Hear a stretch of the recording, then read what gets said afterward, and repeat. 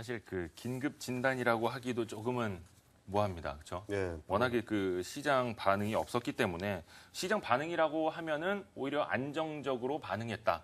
이렇게 한 줄로 요약을 해볼 수 있을 텐데. 예, 보통 이제 이제 금융당국을 취재하는 기자들은 보통 자료가 나오면 미리 예측을 해보는데요. 뭐 시장의 영향은 제한적이나 뭐 향후 있을 리스크에 대해 철저히 대비하겠습니다. 보통 이제 이런 식으로 표현을 하곤 하는데, 그렇죠. 어쨌든 근데 어제 북한 핵실험 같은 경우에는 굉장히 성공적으로 이루어졌고요.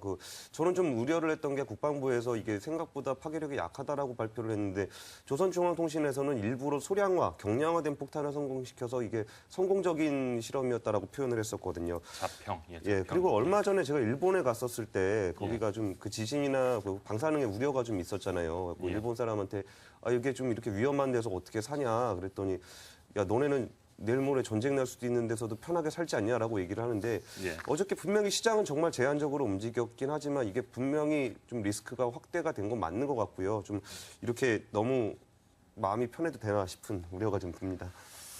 그렇게 하죠. 그래서 항상 그 문제에 대해서는 외국인이 더 민감하게 반응을 하고는 했는데, 예. 하지만 뭐 지난 12월에 장거리 미사일 발사했을 때, 장거리 로켓이죠. 로켓 예. 발사했을 때도 뭐 시장 영향 거의 없었고, 어제도 거의 한 달여 만에 처음으로 외국인이 1,000억 원대 순매수를 그러니까요. 코스피에서 할 정도로 예. 뭐 좋은 흐름이었습니다. 그래도 좀 전문가 연결을 해서 앞으로의 시장을 좀 내다보겠습니다. NH농협증권의 김종수 이코노미스트입니다. 안녕하세요. 예, 안녕하세요. 김종수 연구위원님하고 제가 그 생방송에서 전화 연결하는 거 상당히 좀 오랜만인 것 같네요. 예, 예, 반갑습니다. 뭐 결론적으로는 역시나 뭐 구문이 될 것 같긴 한데요. 예. 뭐 별 영향 없었다고 보시는 거죠? 예, 결론적으로는 없다고 봐야 될 것 같습니다. 일단 어제 뭐 시장 반응도 그랬고요. 무엇보다 이제 금융시장에 영향이 좀 미치려면은 역시 이제 이 한반도 지정학적 리스크가 부각이 돼야 되는데 이것은 역시 이제 이 향후 이제 대북 제재가 어떻게 진행되고 이에 따라서 북한이 어떤 반응을 보이냐, 이 북한의 반사 대응이 어떻게 이루어지냐 관건일 것 같습니다. 다시 말해서 이제 앞으로 이제 유엔 안보리 결의안도 채택이 될 거고요. 지금 그 로켓 그 발사로 인해서 제재가 확대되는데 그 금융 제재가 더 강화될 것으로 보입니다. 그렇다 하더라도 이제 과거에도 그 과거 1, 2차 북 핵실험에서처럼 북한의 어떤 그런 반사 대응이 뭐 군사적 대립이라든가 이런 극단적인 상황까지 전개되지 않는다면은 결국 그 한반도 지정 리스크가 이 금융시장을 훼손시킬 정도로 크게 부각된다고 보기는 좀 어려울 것 같습니다.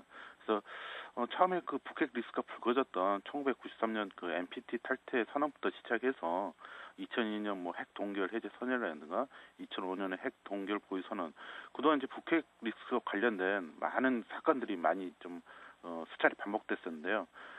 결국은 이런 사건들은 결국은 이 금융시장이라든가 실물 경기를 악화시킨 적은 단 한 번도 없었습니다. 따라서 이제 어제 그 애국인 같은 것도 이제 순매수를 지속한 것도 어떻게 보면 과거 사례에서 확인된 것처럼 이 북핵 리스크가 이 금융시장과 실물 경제에 미치는 영향이 크지 않았다는 그런 학습 효과가 상당히 좀 크게 작용했다, 이렇게 봐야 될 것 같습니다. 뭐 말씀하셨습니다만 환율도 마찬가지였고요. 뭐 당연히 지정학적 리스크가 부각된다면 환율이 올라서 그 나라 통화 가치가 떨어지는 게 뭐 관행이라고 표현을 해도 될지 모르겠습니다만 그간의 흐름이었는데, 어제에 이어서 오늘도 환율은 떨어지면서 원화는 강세를 이어가고 있습니다.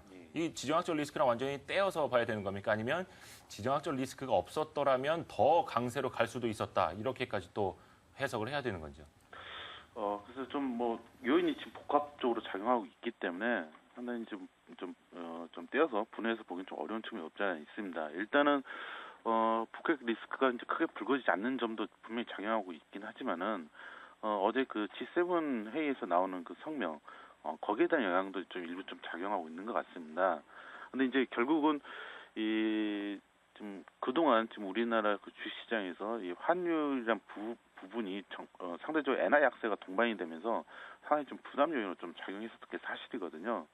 근데 이제 어쨌든 간에 이 북핵 그 3차 핵실험으로 인해서 이 한반도의 지정 리스크가 잠재돼 있다는 점은 결국은 이 환율의 상승 압력으로 좀 작용하지 않겠냐, 이렇게 봐야 될 것 같습니다. 그래서 앞서 말씀드린 것처럼 이제 그 북핵 3차 핵실험으로 인해서 결국 이 대북 제재 결의안이 좀 채택될 것이고 제재 강도도 좀 심화될 것으로 보이고, 이렇게 되면 분명히 이제 북한이 또 반발하는 그런 좀 대응이 좀 나올 것 같습니다. 그렇게 되면은 이런 그 한반도 지정학적 리스크가 간헐적으로 또 지속적으로 좀 반복될 수 있다는 점을 좀 염두에 둘 필요가 있고요. 이렇게 본다면은 이제 전반적으로 큰 틀에서 금융시장이라든가 실물 경기에 미치는 영향이 크진 않겠지만은 일단은 이미 그 엔화 약세에 대한 이 주변국의 이해관계가 지금 대립되고 있기 때문에 이러한 이 국제 외환 시장의 움직임과 함께 이 원달러 환율의 하방 경직성이 좀 강화되는 좀 그런 요인으로 좀 작용할 수 있지 않겠냐 그렇게 보입니다. 시나리오별로 또 대응을 할 필요도 있어는 보입니다. 앞에서도 말씀을 하셨습니다만 유엔 대북 제재가 결의가 되고 그 강도가 더 세지고 그에 따라서 북한이 어떻게 또 반응을 하느냐, 추가 도발을 하느냐 계속해서 살펴봐야 하는데 당연히 뭐 최악의 시나리오까지 갈 가능성은 낮게 보시는 거고요. 예, 그렇게 봐야 될 것 같습니다. 왜냐하면은 일단은 뭐 이번 그 북핵 실험 3차 실험이 분명히 이제 과거보다는 상당히 좀 진일보된다는 평가가 지금 많이 나오고 있고요. 또한 이제 그 북한의 핵 보유를 기정 사실화처럼 이제 인식하는 부분들이 많이 좀 공감이 되고 있습니다. 분명히 이제 북한이 과거처럼 이 어떤 외교적인 협상의 어떤 유리한 고지를 점령하기 위해서 나오는 단순한 어떤 그 외교적인 수칙이 아니라 북한이 사실상 핵을 보유하기 위한 그런 전략적인 목적에서 좀 지금의 어떤 그런 결과들이 지금 나오고 있다 이런 인식들이 좀 되고 있는 것 같습니다. 그래서 상당히 이 대북 제재와 그 강도가 과거보다는 더 심화될 가능성이 높다고 볼 수 있겠습니다. 그렇지만 이제 중요한 것은 북한이 당장 이 핵 실험에 지금 성공했다고 보기는 또 어렵고요. 또 국방부에서도 밝힌 바와 같이 앞으로도 북한은 이런 부분들 또 보완하기 위해서 여러 차례 걸쳐서 또 실험을 또 해야 되고 결국은 지금 추구하고 있는 이 소형화, 경량화를 앞으로도 좀 해야 되겠는 그런 좀 부분이 남아 있습니다. 그래서 이러한 상황이기 때문에 북한이 지금 당장 이 극단적인 상황을 간다고 보기에는 역시 좀 어렵다라고 봐야 될 것 같고요. 그렇게 본다면 역시 과거처럼 적당한 좀 시간이 지나면은 결국 중국을 또 통해서 이 국제사회의 어떤 대북 제재를 좀 완화시키려는 좀 그런 움직임으로 가지 않겠냐. 그래서 지금 상황에서는 뭐 아주 극단적인 그런 상황으로까지 볼 필요는 좀 없지 않냐 그런 생각입니다. 오늘 말씀에는 NH농협증권의 김종수 이코노미스트가 좋은 말씀 해주셨습니다. 고맙습니다. 예, 고맙습니다. 자, 저는 지금, 좀 개인적으로는 북핵도 무서운데 꼭 이런 거 실험한다 그럴 때마다 방산주 올랐다 내려와가지고 어제도 뭐 상한가 가고 막 급등하고 그랬더라고요. 예, 오늘도 네. 7% 8%씩 이렇게 쫙쫙 빠지고 있는데 오늘은 또 반대로. 예, 그러니까 좀 이런 거는 뭐 핵미사일도 무섭지만 본인의 재산이 없어지는 거에 대해서도 좀 위기의식을 좀 가지셨으면 좋겠네요. 아마 뭐 그냥 한 200만 원씩 재미로 하시는 분들이 좀 모이면서 그런 돈들이 좀 움직이는 거 아닌가라는 생각이 듭니다. 그 이상을 투자하시는 거는 투자라고는 할 수 없는 거니까요. 예.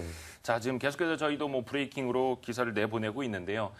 장관 후보자들 뭐 내정된 사람들 명단이 지금 아래로 계속해서 흐르고 있습니다. 당초 오늘 그 주요 인선 발표한다니까 청와대 비서실장부터 청와대 조직 예. 위주로 좀 발표가 될 거다.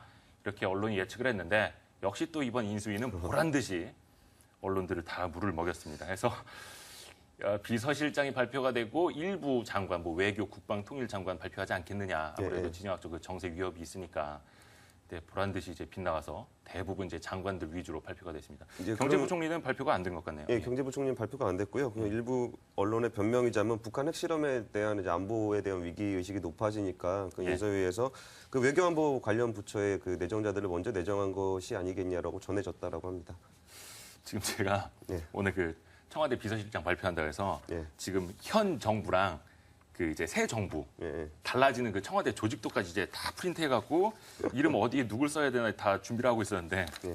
오늘은 이게 필요가 없게 됐습니다. 저희가 CG까지 다 준비를 하고 있었는데 나중에 뭐 비서실 인선이 되면 그때 그때 써먹으면 다시 되겠네요. 해야겠네요. 예, 아무튼 참 대단한 인수입니다. 미리 이런 거 이제 자료 좀 보내줘서 기자들이 준비할 수 있게 자막이라도 먼저 칠 수 있게 해주면 좋은데 전혀 그런 것도 없이 아무튼 잠시 후에 다시 한번 또 정리를 해드리겠고요. 이어서 기자들이 떴다로 넘어가겠습니다.